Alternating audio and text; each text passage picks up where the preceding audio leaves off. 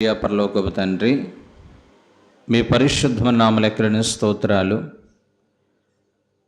ఈ యొక్క ఉదయకాల సమయంలో మీ పరిశుద్ధమైన సన్నిధానంలో రీతిగా ప్రార్థించుకునే గొప్ప కృపను మాకు ఇచ్చినందుకు స్తోత్రములు తండ్రి. ఇప్పుడు నీ వాక్యాన్ని ధ్యానిస్తూ ఉండగా మీరు మాతో మాట్లాడండి నాయన. వినగల చెవిని, గ్రహించగల హృదయాన్ని మాకు అనుగ్రహించండి నాయన. వాక్యం మా జీవితాల్లో గొప్ప క్రియ జరిగిస్తుంది కనుక మీ వాక్యము ద్వారా మమ్మల్ని బలపరిచి, మమ్మల్ని స్థిరపరిచి, మీ నిత్య రాజ్యం కొరకు మమ్మల్ని ఆయుత్తపరచమని యేసునామమున బట్టి అడుగుచున్నాము తండ్రి, ఆమేన్. పరిశుద్ధమైన బైబిల్ గ్రంథంలో నుంచి మొదటి దినవృత్తాంతముల గ్రంథము 19వ అధ్యాయము 13వ వచనాన్ని మనము ఈ ఉదయకాల సమయంలో ధ్యానించే ప్రయత్నం చేద్దాం. పరిశుద్ధమైనటువంటి బైబిల్ గ్రంథంలో నుంచి మొదటి దినవృత్తాంతముల గ్రంథము 19వ అధ్యాయము 13వ వచనాన్ని చదువుతున్నాను. నేను నీకు సహాయము చేయుదును, ధైర్యము కలిగి ఉండుము. మనము మన జనుల నిమిత్తమును మన దేవుని పట్టణం నిమిత్తమును ధీరత్వము చూపుదము. యెహోవా తన దృష్టికి ఏది మంచిదో దాని చేయునుగాక. ప్రైజ్ ది లార్డ్, హల్లెలూయా. ఈ యొక్క సందర్భాన్ని మనం చూసినట్లయితే దావీదు భక్తుని దగ్గర సైన్యాధిపతిగా పనిచేయుచున్నటువంటి యోవాబు అనేటువంటి ఒక సైన్యాధిపతి యుద్ధానికి వెళ్తున్నప్పుడు నిత్యము కూడా శత్రులుగా ఉన్నటువంటి అమోనీయుల మీదకి యుద్ధానికి ప్రయాణమే వెళ్తున్నటువంటి సందర్భంలో తన సహోదరుని అభిషేక్తో మాట్లాడినటువంటి మాట, తన సహోదరుని ధైర్యపరచడానికి దేవుడు మనకు సహాయకుడిగా ఉన్నాడు గనుక మనము వెళ్ళి మన ప్రజల నిమిత్తము, మన దేవుని యొక్క పట్టణ నిమిత్తము ధీరత్వము చూపుదాం. మన స్థాయి తగ్గట్టుగా మనం ప్రయాసపడదాం. కృపగల దేవుడే నీ పక్షాన, నా పక్షాన కృప చూపిస్తాడు, ఆయన పని జరిగిస్తాడు అనేటువంటి ఉన్నతమైనటువంటి ప్రోత్సాహకరమైనటువంటి మాట ద్వారా యోవాబు అభిషేక్ని ధైర్యపరిచినటువంటి సందర్భం ఇది. ఈ ఉదయకాల సమయంలో దేవుని వాక్యం వింటున్న మన జీవితాల్లో కూడా పరిశుద్ధమైన బైబిల్ గ్రంథములో అనేక పర్యాయాలు ఒకటి కాదు, రెండు కాదు, అనేక చోట్ల భయపడకము, నేను నీకు తోడుగా ఉంటాను, దిగులు పడకము, నేను నిన్ను బలపరుస్తాను, నీకు సహాయం చేయవాడు నేనే అని చెప్పి దేవాతి దేవుడు ఆయా సందర్భాలలో, అనేక సందర్భాలలో మనతో వాగ్దానపూర్వకంగా ఆయన వాగ్దానం చేసినటువంటి సందర్భాలు బైబిల్ గ్రంథంలో అనేకమైనవి ఉన్నట్లుగా మనం చూడగలుగుతున్నాం. దేవాతి దేవుడు మనకి సహాయం చేసేటువంటి పరిస్థితులు ఏ విధంగా సహాయం చేస్తాడు, ఏ సందర్భాల్లో ఆయన సహాయం చేస్తాడు. భక్తుడైన దావీదు తన జీవితంలో అనేక కీర్తనలు రాస్తూ ఆయన పలికినటువంటి ఒక ఉన్నతమైన చరణాన్ని మనం చూద్దాం. 46వ కీర్తన మొదటి చరణాన్ని మనం చూసినట్లయితే, దేవుడు మనకి ఆశ్రయ దుర్గమై ఉన్నాడు, ఆపత్కాలములలో ఆయన నమ్ముకొనదగ సహాయకుడు. దేవునికి స్తోత్రం, హల్లెలూయా. సర్వసాధారణంగా దావీదు తన వ్యక్తిగత జీవితంలో అనేక సందర్భాలలో అనేక విషయాలు నేర్చుకుని మనుషుల సహాయం ఎలాగుంటుంది, మనుషుల ప్రవర్తన కష్టకాలంలో ఎలా స్పందిస్తూ ఉంటారు, దేవుని నమ్ముకున్నటువంటి బిడ్డలు ఆయా సందర్భాలలో దేవుని మీద ఉంచవలసినటువంటి ఆ యొక్క నమ్మకాన్ని మనుషుల మీద పెట్టుకున్నప్పుడు ఏ విధంగా వాళ్ళు నిరాశ నిస్పృహకు వెళ్తారు, ఇవన్నిటినీ కూడా భక్తుడైన దావీదు అనుభవపూర్వకంగా గ్రహించాడు గనుక మనుషులు నమ్ముకుంటు కంటే యెహోవాను ఆశ్రయించుట మేలు. ఆపత్కాలంలో, కష్టకాలంలో మనుషుల యొక్క చేతులు కాళ్ళు పట్టుకోవడం కంటే దేవుని యొక్క పాదాలు పట్టుకుని ఆయన సహాయం పొందుకోవడం అనేది మేలు అని చెప్పి దావీదు జీవితంలో జరిగినటువంటి ఒక యథార్థమైన గాథ మనం చూసినట్లయితే 1 సమూయేలు గ్రంథము 23వ అధ్యాయము 1 వచనాన్ని నుంచి మనం చూస్తే, తరువాత ఫిలిస్తీయులు కేయిలా మీదకి యుద్ధము చేసి కళ్ళం మీద ధాన్యమును దోచుకునిచున్నారని దావీదుకు వినపడెను. దయచేసి మీరు ఇంటికి వెళ్ళిన తర్వాత ఈ 1 సమూయేలు గ్రంథము 23వ అధ్యాయం అంతా కూడా చూసినట్లయితే, ఫిలిస్తీయులు, ఇశ్రాయేలుకి శత్రులుగా పిలువబడుతున్నటువంటి ఫిలిస్తీయులు ఒకానొక సందర్భంలో ఈ యొక్క కీలా అనేటువంటి ఒక ప్రాంతం మీద యుద్ధానికి వచ్చి వాళ్ళు పండించిన పంట, వాళ్ళు సంపాదించుకున్న ఆస్తిని వాళ్ళు దోచుకుంటున్నారనే వార్త దావీదు చెవికి వినబడింది. దావీదు చెవికి వినబడినప్పుడు దావీదు వెంటనే వెళ్ళి తమ దేవుడని యెహోవాకి మొర్రపెట్టి, దేవా, నేను ఫిలిస్తీయుల మీదకి యుద్ధానికి వెళ్ళి కేయిలా పట్టణంని నేను స్వాధీనపరచగలుగుతానా, వాళ్ళు నేను జయించగలుగుతానా అని చెప్పి దావీదు దేవుని దగ్గర విచారణ చేశాడు. దావీదు దేవుని దగ్గర విచారణ చేయగానే దేవాతి దేవుడు దావీదుకు జవాబిస్తూ, నువ్వు వెళ్ళు, నేను ఫిలిస్తీయులను నీ చేతికి అప్పగిస్తాను అని చెప్పాడు. అప్పుడు దావీదు వెళ్ళి ధీరత్వాన్ని ప్రదర్శించి ఆ ఫిలిస్తీయుల చేతిలో నుంచి కేయిలా పట్టణస్తుల్ని, అనగా యోధా ప్రాంతంలో ఒక ముఖ్య పట్టణమైనటువంటి ఈ ప్రాంతంలో ఉన్న ప్రజలందరినీ కూడా విడిపించినట్లుగా మనం చూడగలుగుతున్నాం. రోజులు గడుస్తూ ఉంటున్నాయి. దావీదుకు ఇప్పుడు ఆపద వచ్చింది. ఏంటి ఆపద అంటే, సౌలు దావీదును తరుముతూ ఉంటున్నాడు. సహాయం లేని పరిస్థితి, ఏ ఒక్కరూ కూడా దావీదును గూర్చి ఆలోచించలేని పరిస్థితి. దావీదు ఒంటరితను అనుభవిస్తున్నాడు, కన్నీరు మున్నీరైతూ ఏడుస్తూ ఉంటున్నాడు. అప్పుడు దావీదుకు ఒక ఆలోచన వచ్చింది. నేను ఒకనొక సమయంలో నిరాశ నిస్పృహలో ఉన్నటువంటి కేయిలా అనేటువంటి పట్టణస్తులను నేను ధీరత్వం చూపి వాళ్ళని కాపాడాను, వాళ్ళని సంరక్షించాను. అందుకాబట్టి వారు నాకు సహాయం చేస్తారేమో, వారు నా ఎడల జాలి చూపిస్తారేమో అనేటువంటి ఉద్దేశముతో ఈ యొక్క దావీదు కేయిలా పట్టణస్తుల దగ్గరికి వెళ్ళాడు. అక్కడికి వెళ్ళగానే ఆ పట్టణంలోకి దావీదు వెళ్ళాడనే వార్త సౌలుకి తెలిసినప్పుడు సౌలుకి కోపం వచ్చి ఆ ప్రాంతంలో దావీదుని పట్టుకోవాలనే ఉద్దేశంతో ఆయన ప్రయాణమై వెళ్ళాడు. ఈ వార్త ఆ పట్టణస్తులకు తెలిసినప్పుడు, అమ్మో, దావీదుకి మనం సహాయం చేస్తే మన ప్రాణాలకి ముప్పు వస్తుంది, దావీదుకి మనం సహాయం చేస్తే మనల్ని సౌలు రాజు చంపేస్తాడు, ఎందుకు వచ్చిందని చెప్పి నిర్దాక్షిణ్యంగా ఈ యొక్క దావీదుని ఆ కీలా పట్టణస్తులందరూ కూడా బయటికి పంపించేశారు. ఈ సందర్భాన్ని దావీదు చూశాడు. ఇదే సందర్భం కాదు, దావీదు తనకు సహాయం చేస్తున్నటువంటి అనేక మంది దావీదుకి సహాయం చేస్తారు, దావీదుకి మేలు చేస్తారని చెప్పి ఎవరి విషయంలో అయితే గనక దావీదు ఎదురు చూస్తాడో వారందరూ కూడా దావీదుకి ఏమాత్రం కూడా సహాయం చేయలేని పరిస్థితి వచ్చినప్పుడు దావీదు తన జీవితంలో తన యొక్క జీవిత కాలం అంతట్లో కూడా నేర్చుకున్నటువంటి ఒక విలువైన పాఠము ఈ రోజుల్లో మనుషులు నమ్ముకునుట కంటే యెహోవాను ఆశ్రయించుట మేలు. మనుషులు నమ్ముకోవడం కంటే, మనుషుల్ని ఆశ్రయించడం కంటే, మనుషుల సహాయం కొరకు పరుగులు పెట్టడం కంటే దేవుని సహాయం కొరకు పరుగులు తీయడం అనేది మేలు.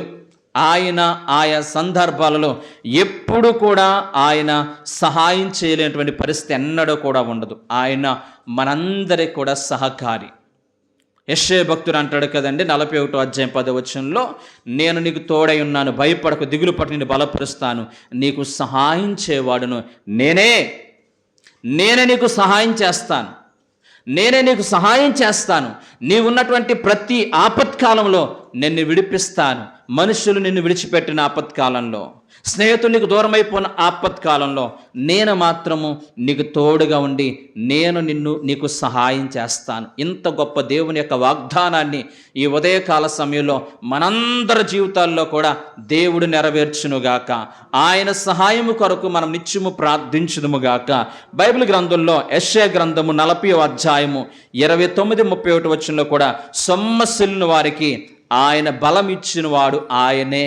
సొమ్మసిల్లిపోయామా? శ్రమలు బట్టి, అనారోగ్యం బట్టి సొమ్మసిల్లిపోయామా? కుటుంబ పరిస్థితులను బట్టి సొమ్మసిల్లిపోయామా?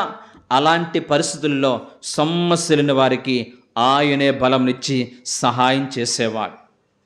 అలాగే బైబిల్ గ్రంథంలో సామెతల గ్రంథంలో మనం చూసినట్లయితే 3వ అధ్యాయము 5-6 వచనంలో మనం చూసినట్లయితే, కొన్ని పర్యాయాలు మన జీవితాలలో మనం వెళ్తున్న మార్గము సరైనదా, మనం జీవిస్తున్నటువంటి పరిస్థితులు సరైనవా కాదని తెలుసుకోవడానికి దేవుని యొద్దకు వచ్చి ఆయన సహాయం అడిగితే గనక ఆయన చెప్తున్న మాట సామెతలు 3:5-6 చూసినట్లయితే, మార్గము కారం రానప్పుడు నీ పూర్ణ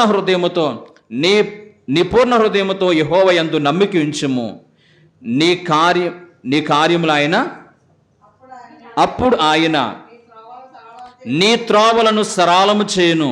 ప్రైజ్ ది లార్డ్, హల్లెలూయా. నీ పూర్ణ హృదయంతో యెహోవా యందు నమ్మిక ఉంచుము. దేవునికి స్తోత్రం. మన పూర్ణ హృదయముతో యెహోవా యందు నమ్మిక ఉంచితే ఆయన నీకు సహాయం చేసి నీవు నడవలసిన మార్గములను ఆయన నీకు బోధించును. దేవునికి స్తోత్రం, హల్లెలూయా. నీ వెళ్తున్న మార్గములో ఆయన సహాయం చేస్తాడు. ఎప్పుడు ఆయన మనకు సహాయం చేస్తాడంటే, మన జీవితాలలో మన బ్రతుకులో హృదయపూర్వకంగా యెహోవా యందు నమ్మిక ఉంచినప్పుడు, ఆయన అధికారానికి మనం ఒప్పుకున్నప్పుడు నీ మార్గంలో నీకు ఆయన సహాయం చేస్తాడు. హెబ్రీయులకు రాసిన పత్రిక 13:6 మనం చూస్తున్నట్లయితే, మానవుల సహాయం అనేది తాత్కాలికమైనది, దేవుని సహాయం అనేది నిత్యము నిలిచినది. నిన్ను ఏమాత్రమో కూడా విడువను, నిన్ను ఎన్నడూ కూడా ఎడబాయను అని చెప్పి ఆయన చెప్పాడు. ప్రభు నీకు సహాయం చేస్తాడు. హల్లెలూయా. ఎన్నడూ కూడా పరిస్థితులను బట్టి ఆయన మర్చిపోయేవాడు కాదు, స్థితిగతులను బట్టి ఆయనను విడిచిపెట్టేవాడు కాదు. వాక్యం చెప్తుంది, ఆయన అంటున్నాడు కదా, నిన్ను ఎన్నడి విడవను ఎడబాయును అని చెప్పి ఆయనే మనకి నిత్య సహాయకుడిగా ఉన్నాడు. పరిస్థితులు బాలేనప్పుడు మనుషులు మనం విడిచిపెట్టి వెళ్ళిపోతారు.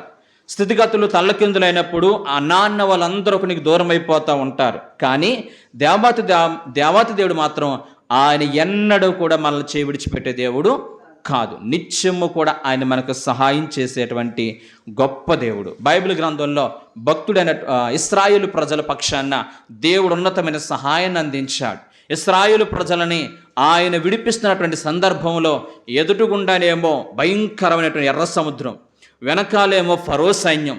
అటువంటి పరిస్థితుల్లో సహాయం కొరకు వాళ్ళు ఎలుగెత్తి ప్రభు సన్నిధిలో ప్రార్థించినప్పుడు వారికి ఆ ఎర్ర సముద్రాన్ని 2 పాయలుగా చేసి ఆ మార్గమును దాటే కృపిచ్చాడు. ఆ ఎర్ర సముద్రాన్ని స్వేచ్ఛగా దాటే కృపిచ్చాడు. ఆ తర్వాత వెనక చూస్తే ఫరో సైన్యము కనిపించకుండా పోయింది. మరెన్నడూ కూడా వాళ్ళని చూడలేదు ఆ ఇశ్రాయేలు ప్రజలు. అంటే ఆ సముద్రం వాళ్ళని ముంచివేసినట్లుగా మనం చూడగలుగుతున్నాం. దేవుడి యొక్క సహాయము ఆపత్కాలంలో వెనక చూస్తే నుయ్యి, ఎదురు చూస్తే గొయ్యి అన్నటువంటి పరిస్థితి ఇశ్రాయేలు ప్రజలది. వెనక చూస్తే భయంకరమైనటువంటి ఫరో సైన్యం, ఎదురుగుండా చూస్తేనేమో భయంకరమైనటువంటి ఎర్ర సముద్రం. ఇలాంటి ఆ సందర్భంలో, ఇలాంటి ఆపత్కాలంలో దేవాతి దేవుడు ఇశ్రాయేలు ప్రజలకు ఏ విధంగా సహాయం చేశాడో మనకి కూడా మనం ఆరాధిస్తున్నటువంటి కృపగల దేవుడు ఆ విధంగా సహాయం చేయడానికి దేవుడు కృప చూపించునుగాక. హల్లెలూయా. రైట్. కొన్ని సందర్భాలలో దేవుడు మనకి సహాయం అనేది మనుషుల ద్వారా చేపిస్తాడు. దేవుడే స్వయంగా ఆయన దిగి వచ్చి నేను నీకు సహాయం చేస్తానని చెప్పకపోయినా కొన్ని సందర్భాలలో దేవుడు మనుషుల ద్వారా కూడా మనకి సహాయం చేస్తాడు. ఈ విషయాన్ని కూడా మనం గుర్తెరగాలి. సర్వసాధారణంగా ఎవరైనా మనకు సహాయం చేస్తే దేవుని పక్కన పెట్టి మనుషులే దేవునిగా మనం భావించి వారినే మనం పూజించేటువంటి వ్యక్తులుగా మనం ఉంటాం. కానీ దేవుడు ఆయా సందర్భాలలో ఆయన నామ ఘనత కొరకు కొన్ని పర్యాయాలు మనుషుల్ని కూడా మనకి సహాయం చేసేవారుగా దేవుడు మనకి సహాయం చేస్తాడు. ఒక చరిత్ర మనం చూసినట్లయితే ఒకనొక ప్రాంతంలో భయంకరమైన వరద వస్తుంది.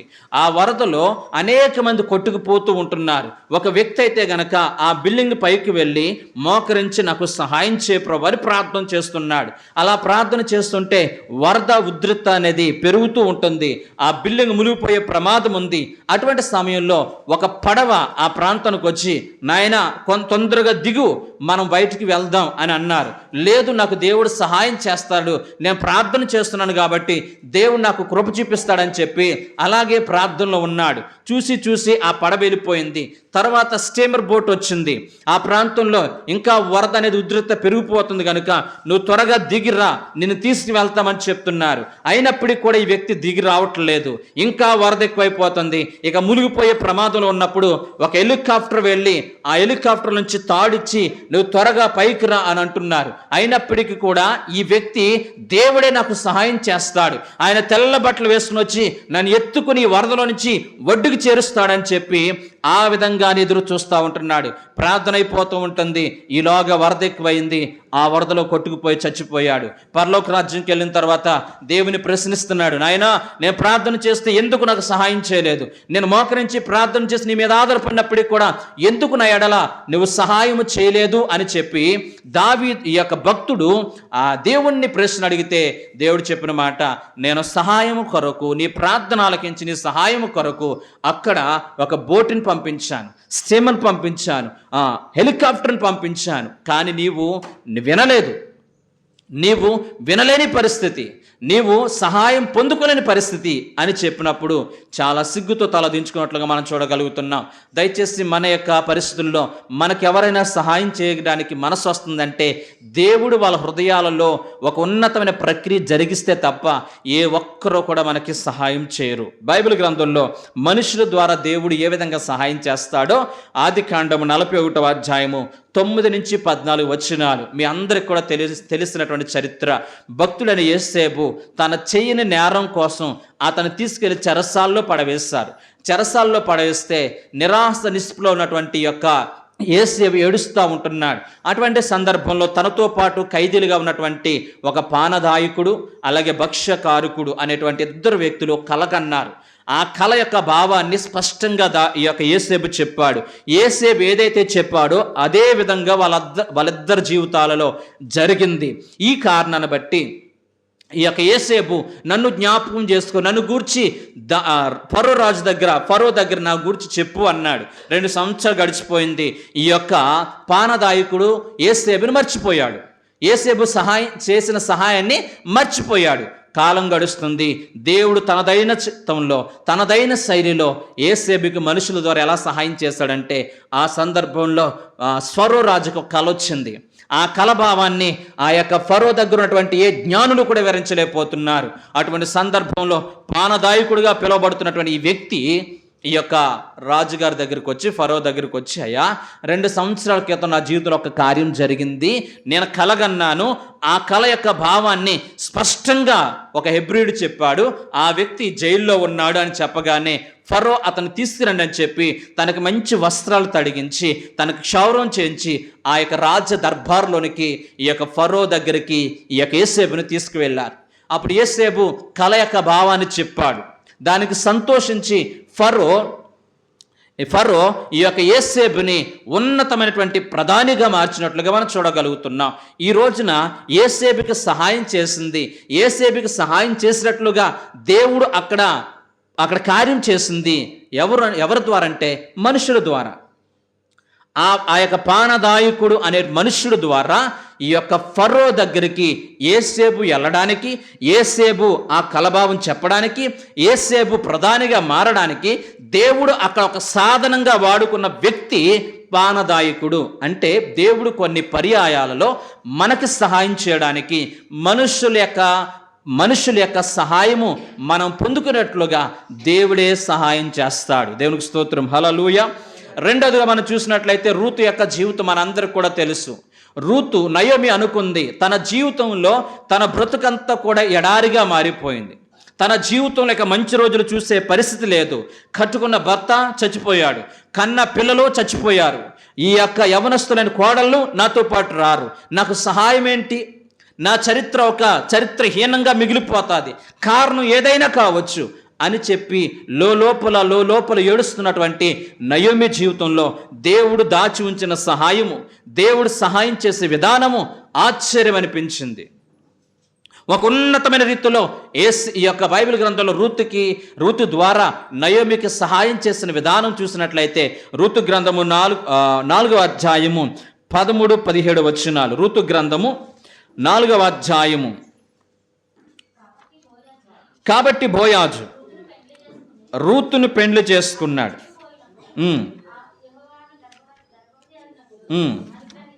దేవునికి ఇస్తాం. ఆమె కుమారుని కనెను. అప్పుడు స్త్రీలు, ఈ దినమున నీకు బంధువులు లేకుండా చేయని యెహోవా దేవునికి స్తోత్రం, హల్లెలూయా. నీకు బంధువులు లేరు అనుకున్నావు, మోడి బారిపోయిన జీవితం అనుకున్నా, నాకు సహాయం చేసేవారు ఎవరో లేరు అనుకుంటున్నది నయోమి. తన జీవితంలో మంచి రోజులు చూడలేను అనుకుని ఒక నిరాశ నిస్పృహలతోనే నా కన్ను మూస్తాను, నేను చనిపోయినప్పుడు కనీసం నన్ను మోసుకుని వెళ్ళడానికైనా కొంతమంది వస్తారా అని చెప్పి లోపల తన ఒంటరితనాన్ని బట్టి కృంగిపోతున్నటువంటి నయోమి జీవితంలో దేవుడు సహాయము ఈ యొక్క ఋతు ద్వారా చేసిన విధానం చూస్తే అక్కడున్న స్త్రీలందరూ అంటున్నారు, నీకు బంధువులు లేకుండా చేసిన యెహోవా స్తుతి నొందునుగాక, నీకు సహాయం చేసిన దేవుని బట్టి ఆయన నామం మహిమ పొందునుగాక అని చెప్పి నయోమి ఈ యొక్క ఋతు ద్వారా పొందుకున్న సహాయాన్ని బట్టి ప్రభుని స్తుతించినట్లుగా మనం చూడగలుగుతున్నాం. దేవునికి స్తోత్రం, హల్లెలూయా. అలాగే బైబిల్ గ్రంథంలో ఎస్తేరు వాస్తవంగా ఆమె ఒక అనాది మొర్దెకై యొక్క పినతండ్రి యొక్క కుమార్తె. అతి చిన్న వయసులోనే మొర్దెకై యొక్క పినతండ్రి చచ్చిపోయాడు. అనగా అదస్సగా పిలువబడుతున్నటువంటి యొక్క ఎస్తేరు యొక్క తల్లిదండ్రులు ఇద్దరు కూడా చచ్చిపోయారు. ఒక అనాదిగా బ్రతుకుతూ ఉన్నది.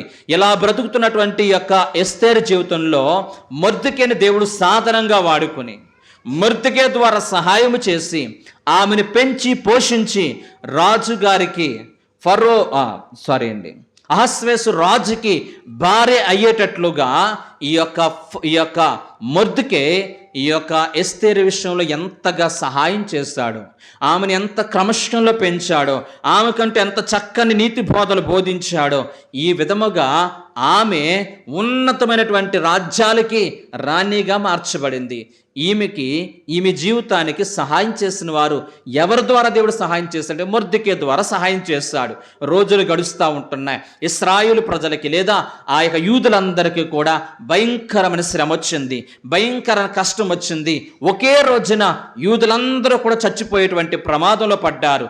అటువంటి పరిస్థితుల్లో భక్తుడైనటువంటి మొర్దెకై ఎస్తేరుకి నేను నీకు సహాయం చేశాను, దయచేసి నా ప్రజల నిమిత్తమై నువ్వు మొర్రపెట్టు అని అన్నప్పుడు ఈమె ఉపవాసం ఉండి మొర్రపెడుతుంది. అప్పుడు భక్తుడైనటువంటి మొర్దెకై అంటాడు, ఈ సమయం బట్టేనేమో నీవు రాజ్యంలోకి వచ్చావు, ఇప్పుడు నీవు సహాయం చేయి.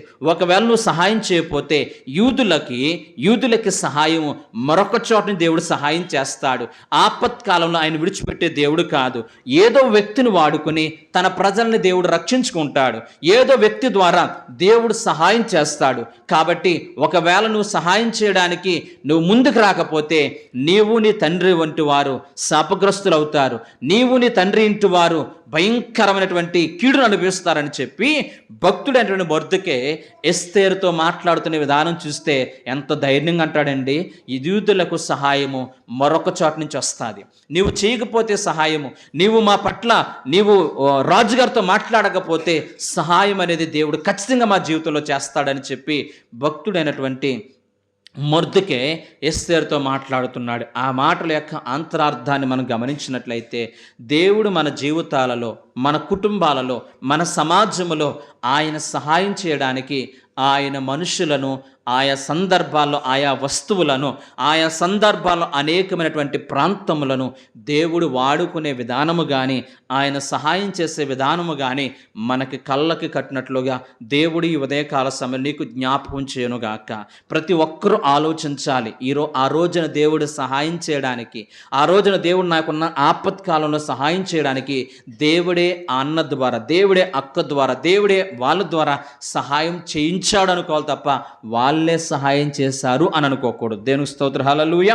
తర్వాత మనం చూసినట్లయితే భక్తుడైనటువంటి దావీదు జీవితంలో యోనాతాను, దావీదు కనుక చచ్చిపోతే సౌలు తర్వాత రాజు అవ్వాల్సిన వాడు యోనాతాను. కానీ సౌలు దావీదు మీద విసపు చూపు చూచి అనేక పర్యాయాలు దావీదుని సౌలు చంపాలని పన్నాగం పన్నాడు. అనేక సందర్భాల్లో కుట్రలు పన్నాడు. ఆ సందర్భంలో ఆయా పరిస్థితుల్లో ఈ యొక్క సౌలు యొక్క చేతిలో నుంచి దావీదును కాపాడడానికి దేవుడు యోనాతానును వాడుకున్నాడు. దావీదు, మా నాన్న నీ మీద కోపంగా ఉన్నాడు, నువ్వు ఇప్పుడు ఇక్కడికి రావద్దు.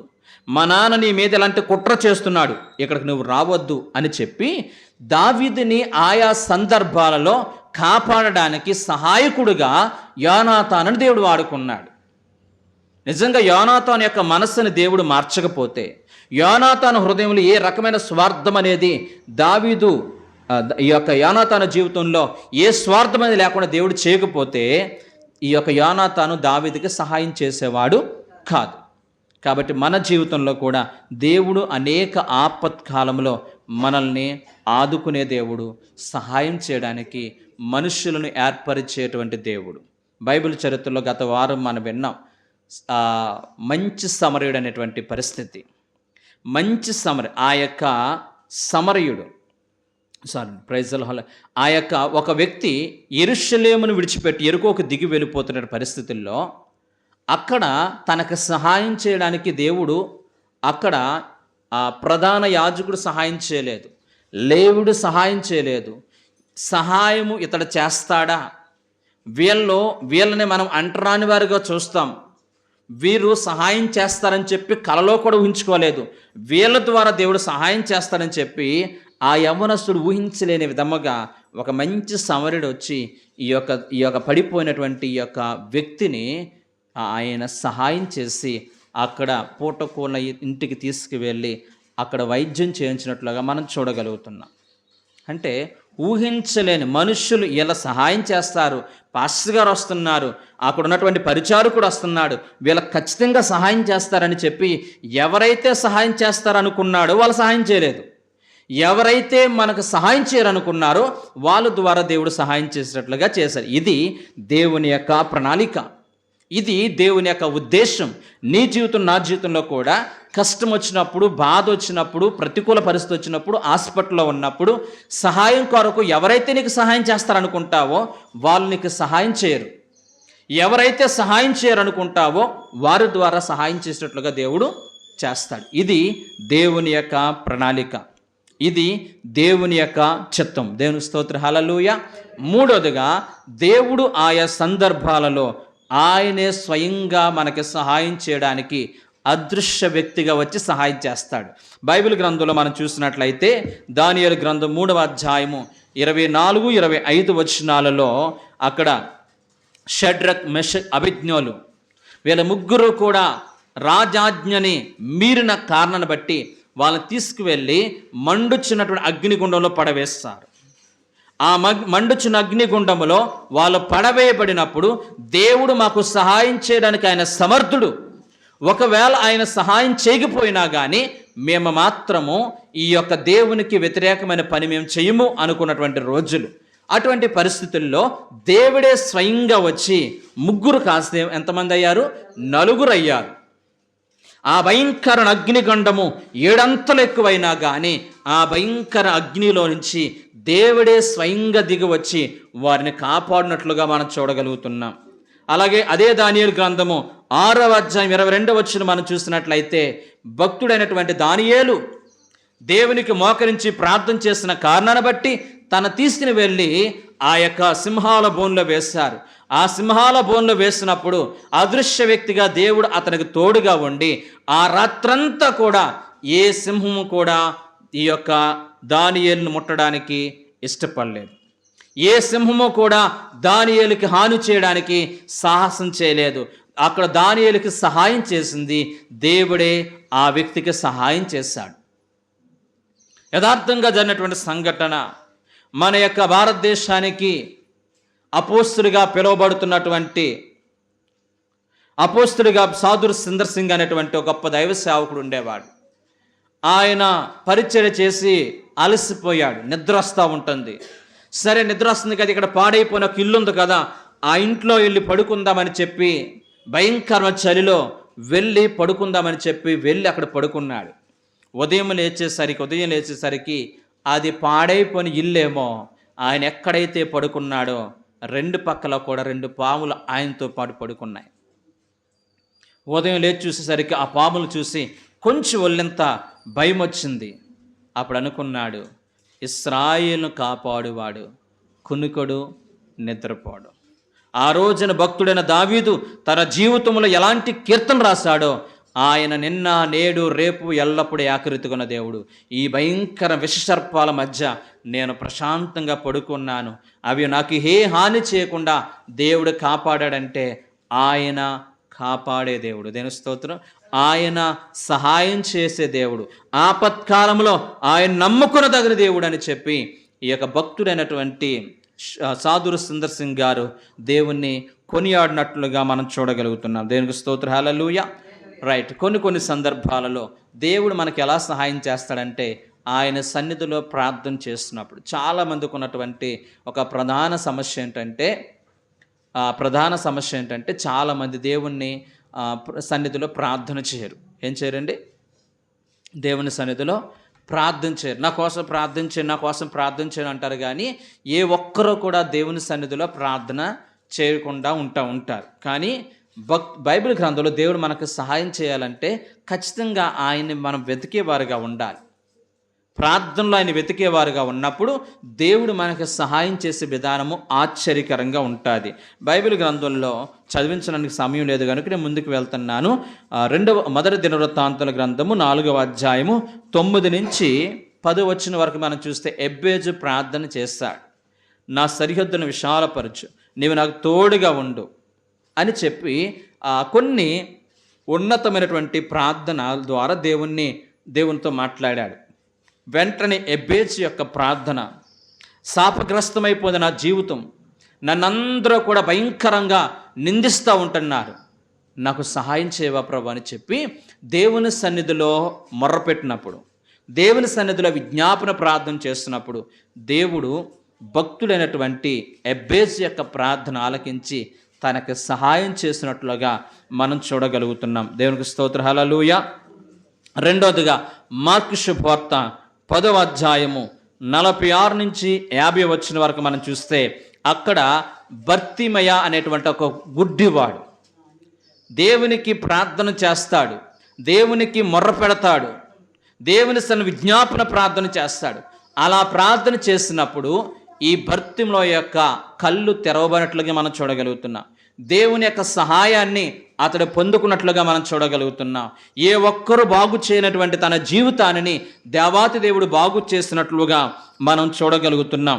అలాగే 2వ రాజుల గ్రంథము 20వ అధ్యాయము 5వ వచనం మనం చూసినట్లయితే, హిజ్కియా దేవుని సన్నిధిలో ప్రార్థన చేశాడు. తన కలిగి ఉన్న రోగాన్ని బట్టి, తన కలిగి ఉన్నటువంటి క్యాన్సర్ వ్యాధిని బట్టి, ఏ ఒక్కరు నాకు సహాయం చేయలేకపోతున్నారు, ఏ ఒక్కరు నా పట్ల మేలు చేయలేకపోతున్నారు, నాకు విస్తారమైన ఆస్తి ఉంది, అంతస్తులు ఉన్నాయి, వైద్యము ద్వారా నాకు విడుదల కలగట్లేదు అని చెప్పి దేవుని సన్నిధిలో విజ్ఞాపన ప్రార్థన చేస్తున్నప్పుడు దేవుడు అతనికి స్వయంగా సహాయం చేసి 15 సంవత్సరాల ఆయుష్ ఇచ్చి తనకున్నటువంటి క్యాన్సర్ వ్యాధి నుంచి విడుదల కలుగు చేసినట్లుగా మనం చూడగలుగుతున్నాం.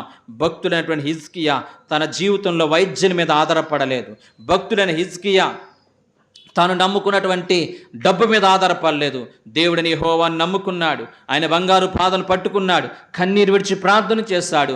15 సంవత్సరాల ఆయుష్ పొందుకునేటట్లుగా దేవుడు అతనికి సహాయం చేసినట్లుగా మనం చూడగలుగుతున్నాం. దేవునికి స్తోత్రం. హల్లెలూయా. 2వ దినవృత్తాంతముల గ్రంథం 20వ అధ్యాయము 22వ వచనంలో మనం చూసినట్లయితే, యెహోషువపాతు కూడా 1 కాదు 2 కాదు, ఒకేసారి అనేక మంది 4 రాజులు దండెత్తి ఈ యొక్క యెహోషాపాతు మీద యుద్ధానికి వస్తున్నారు. యెహోషాపాతు యొక్క సైన్యం చాలా తక్కువ, యెహోషాపాతుతో యుద్ధం చేయడానికి శక్తి చాలదు. నీ సహాయం మాకు కావాలి నాయనా, నీవే మాకు దిక్కు నాయనా, నీ వైపే మేము చూస్తున్నాను నాయనా అని చెప్పి ప్రభు సన్నిధిలో ఎలుగెత్తి ప్రార్థన చేశాడు, కన్నీరు విడిచి ప్రార్థన చేశాడు. యెహోషాపాతు చేసిన ప్రార్థన దేవుడు ఆలకించి సహాయం చేసినట్లుగా మనం చూడగలుగుతున్నాం. దేవుడు ఆశ్చర్యరీతిలో అతనికి సహాయం అందించినట్లుగా మనం చూడగలుగుతున్నాం. ఈ రోజుల్లో మనుషుల సహాయము మన జీవితాల్లో కొన్నిసార్లు కొంత మేరకు మాత్రం ఉంటుంది. కొన్ని సందర్భాల్లో మనుషుల సహాయము మనకి దక్కనటువంటి పరిస్థితులను అనుభవిస్తూ ఉంటాం. కానీ దేవుడు సహాయము ఎప్పుడు కూడా మనల్ని విడిచిపెట్టదు. ఆయన నిత్యము కూడా మనకు సహాయం చేసేవాడే. ఆయన నిత్యము కూడా మనకు సహాయం చేయడానికి ముందుకొచ్చేటువంటి దేవాతి దేవుడే. అటువంటి దేవుని యొక్క సన్నిధిని దేవుని వాక్యం చెప్తుందండి. బైబిల్ గ్రంథంలో ఇర్మియా గ్రంథం 17వ అధ్యాయము 5-7 వచనంలో ఒక మాట ఉంటుంది. శరీరులు తనకు ఆధారంగా చేసుకుని యెహోవా యొద్ద నుంచి తన మనసును తొలగించుకునేవాడు శాపగ్రస్తుడు. దేవుని స్తోత్రం, హల్లెలూయా. యెహోవా యొద్ద నుంచి తన మనసును తొలగించుకుని మనుషులను ఆధారంగా చేసుకుని యెహోవా యొద్ద నుంచి తన మనస్సును ఎవడైతే తొలగించుకుంటాడో వాడు శాపగ్రస్తుడని వాక్యం చెప్తుంది. మన జీవితాల్లో మన శాపగ్రస్తులుగా అయిపోవడానికి, మన బ్రతుకుల్లో అనేకంగా నష్టాల పాలైపోవడానికి కొన్నిసార్లు మనుషుల సహాయం మనకు చేస్తుంటే దేవుని విడిచిపెట్టేస్తాం, దేవుడిని విడిచిపెడతాం, దేవుని మర్చిపోతాం. మనుషుల్ని విగ్రహాలుగా మార్చుకునేటువంటి ఆ భయంకరమైనటువంటి పరిస్థితుల్లో ఈ రోజున మనుషులు బ్రతుకుతూ ఉంటున్నారు. అందుకనే దేవుడు స్పష్టంగా తెలియజేశాడు, శరీరం తనకు ఆధారంగా చేసుకుని యెహోవా యొద్ద నుంచి తన మనసును తొలగించుకునేవాడు శాపగ్రస్తుడు. నీకు మనుషులు సహాయం చేస్తున్నారంటే దేవుడు వాళ్ళ మనసును మార్చకపోతే, దేవుడు మన మనసుల్లో దయ కలిగిన మనసును కలుగు చేయకపోతే ఏ ఒక్కరూ కూడా మనకి సహాయం చేయలేరు, ఏ ఒక్కరూ కూడా మన ఎడల జాలి చూపించలేరు. కాబట్టి దయచేసి వాక్యం ప్రేమ బిడ్డలారా, మన జీవితాల్లో మనుషులని ఆధారంగా చేసుకుని దేవుని సహాయం చేస్తున్నాడనేటువంటి విలువైనటువంటి సత్యాన్ని మర్చిపోవద్దు. దేవునికి స్తోత్రం, హల్లెలూయా, హల్లెలూయా. రైట్. బైబిల్ గ్రంథంలో మనం చూసినట్లయితే 2వ రాజుల గ్రంథము 7వ అధ్యాయము 6-7 వచనాలు. ఇశ్రాయేలు ప్రజలు భయంకర కరువు, ఎంత కరువులో ఉన్నారంటే పిల్లల్ని కూడా చంపుకు తినేటువంటి భయంకర కరువులో ఉన్నారు. అటువంటి సమయంలో, అటువంటి పరిస్థితుల్లో 4 కుష్టి వ్యాధిగ్రస్తులు సిరియా అనే ప్రాంతానికి వెళ్ళారు. సిరియా ప్రాంతానికి వెళ్ళినప్పుడు సిరియా ప్రాంతీయులందరూ కూడా ఎవరూ లేరు, అందరూ పారిపోయారు. ఆహారం వదిలిపెట్టేశారు, ఆస్తి వదిలిపెట్టేశారు, పశువులు వదిలిపెట్టి పారిపోయారు. ఎందుకు పారిపోయారంటే దేవుడని యెహోవా అక్కడ గుర్రాల శబ్దము, రథాల శబ్దము వాళ్ళకి వినపడేటట్లుగా చేస్తే సిరియా ప్రాంతీయులందరికీ అర్థమైంది, అమ్మో మన మీదకి శత్రువులు రాబోతున్నారు, మన ప్రాణాలు దక్కించుకుందాం, ఆస్తి అంతా విడిచిపెట్టి ఎక్కడోళ్ళు అక్కడికి పారిపోవడానికి ప్రయత్నించేద్దామని చెప్పి సిరియా ప్రాంతీయులందరూ కూడా పారిపోయేటట్లుగా దేవుడే సిరియా ప్రాంతీయులందరికీ కూడా ఆ విధమైనటువంటి భయాన్ని, ఆ యొక్క రథాల యొక్క శబ్దాన్ని, గుర్రాల యొక్క శబ్దాన్ని వినిపించినట్లుగా చేస్తే వాళ్ళ ఆస్తంతా కూడా విడిచిపెట్టి పారిపోయారు, ఆహార పదార్థాలు విడిచిపెట్టి పారిపోయారు. ఈ యొక్క పరిస్థితి అక్కడున్న 4 కుష్టి వ్యాధిగ్రస్తులు వెళ్ళి రాజుగారికి చెప్పారు. రాజుగారు కొంతమందిని పంపించినప్పుడు అక్కడ సమృద్ధైనటువంటి ఆహారము, ఆస్తి ఉన్నప్పుడు వాటన్నిటిని కూడా తీసుకుని వెళ్ళి ఇశ్రాయేలు ప్రజలందరూ కూడా సమృద్ధిగా వాటిని అనుభవించినట్లుగా మనం చూడగలుగుతున్నాం. దేవుడు సహాయం చేసే విధానము, ఆయన చేసేటువంటి సహాయము కొన్నిసార్లు మన జీవితాల్లో కంటికి కనిపించదు, చెవికి వినబడదు, హృదయానికి వచ్చడం కాదు. ఆయన సహాయం చేసే విధానము ఆశ్చర్యం అనిపిస్తుంది. భక్తుడైనటువంటి ఏలియా జీవితంలో కూడా ఏలియా భయంకరమైనటువంటి పరిస్థితుల్లో కరువును అనుభవిస్తున్నాడు. ఆ ప్రాంతంలో కరువు అనిపిస్తున్నటువంటి పరిస్థితుల్లో దేవుడు ఏ విధంగా సహాయం చేశాడంటే కాకుల ద్వారా ఆహారం పంపించి ఈ యొక్క భక్తుడైనటువంటి ఏలియాను పోషించాడు. ఆ తర్వాత ఆ యొక్క ప్రాంతంలో ఎంతోమంది ఉన్నప్పటికీ కూడా, ఎంతోమంది వాళ్ళ జీవితాల్లో ఉన్నప్పటికీ కూడా ఒక పేద విధవరాల ద్వారా దేవుడు ఏలియాకి సహాయం చేసేట్టుగా చేస్తాడు. కొన్ని పర్యాయాలు మన జీవితాల్లో దేవుడు మనకు సహాయం చేసే విధానము ఆశ్చర్యం అనిపిస్తుంది. ఎవరైతే మనకు సహాయం చేస్తారని అనుకుంటామో వాళ్ళ ద్వారా దేవుడు మనకు సహాయం చేయడు. ఎవరైతే మనకి సహాయం చేయరనుకుంటామో వారి ద్వారా దేవుడు సహాయం చేయడానికి ఆయన సమర్థుడు. మనం గుర్తించాలి, దేవుడు మనకి శత్రువుల ద్వారా కూడా సహాయం చేస్తున్నాడంటే, మనం ఇష్టపడని వారి ద్వారా కూడా దేవుడు మనకు సహాయం చేస్తున్నాడంటే మన దేవుడు ఆయన కలుగు చేసుకుని, మన దేవుడు మన పట్ల ఉన్నతమైనటువంటి కార్యములు కలుగు చేసుకుని ఆయన మనకు సహాయం చేస్తున్నటువంటి విలువైన సత్యాన్ని ప్రతి ఒక్కరము గుర్తెరిగి ఆయన నమ్మదగిన దేవుడు, ఆయన నిత్యము కూడా మనకు సహాయకుడు అనే విషయాన్ని ప్రతి ఒక్కరూ గుర్తెరగాలి. ఆపత్కాలంలో ఆయన నమ్మదగిన దేవుడు అని చెప్పి మనం గుర్తించగలగాలని ప్రభు పేట తెలియజేస్తున్నాను. భక్తుడే దేవాతి దేవుడు అంటున్నాడు కదా, నీకు 4 దిశల సమాధానం కలుగు చేసి నీకు సహాయం చేస్తానంటున్నాడు. కాబట్టి దేవుని యొక్క సహాయాన్ని పొందుకోవడానికి మనం ప్రయత్నం చేద్దాం. మనుషులను ఆధారంగా చేసుకోవద్దు. ఈ రోజున దేవత దేవుడు అంటున్న వాగ్దానపు సందేశము, నేను నీకు సహాయం చేసేదను, నువ్వు కలిగి కలిగి ఉన్న బలహీనతను బట్టి కావచ్చు, నువ్వు కలిగి ఉన్నటువంటి అనారోగ్యం బట్టి కావచ్చు, నీవు కలిగి ఉన్న అప్పుల బాధను బట్టి కావచ్చు, నువ్వు కలిగి ఉన్న కుటుంబ సమస్యలను బట్టి కావచ్చు, లేదా నీ జీవితం నువ్వు కలిగి ఉన్నటువంటి భయంకరమైన ఆత్మ సంబంధమైన సహాయం కావచ్చు. నీవే సహాయం కొరకు ప్రభు సన్నిధిలో విజ్ఞాపన చేస్తున్నావో దేవాతి దేవుని యొక్క ప్రార్థన ఆలకించి ఆయన నీకు సహాయం చేస్తాడు. అటువంటి కృప పరిశుద్ధాత్మని మనందరికీ దయచేయునుగాక. మోకరించిన అందరూ కూడా ప్రార్థన చేసుకుందాం. మహాపరిశుద్ధుడా, ప్రేమగల మా తండ్రి, ఈ ఉదయకాల సమయంలో తండ్రి, ఆపత్కాలంలో నువ్వు నమ్మకొనదగిన దేవుడు అని, మాకు సహాయకుడు అని మాకు తెలియజేస్తాం. ఆపదలు వచ్చినప్పుడు, కష్టాలు వచ్చినప్పుడు పరిమితికి మాత్రమే సహాయం చేసే మనుషుల యొక్క సహాయం కొరకు పరుగులు పెట్టి నిన్ను మర్చిపోయేవారు కాకుండా నిన్ను వెంబడించేటువంటి నీ సహాయం కొరకు పరితపించేటువంటి వ్యక్తులుగా మేము ఉండడానికి సహాయం చేయమని, విన్న వాక్యం ప్రతి హృదయాన్ని నీరు కట్టి ఫలింప చేయమని యేసు నామమున బట్టి అడుగుచున్నాం తండ్రి.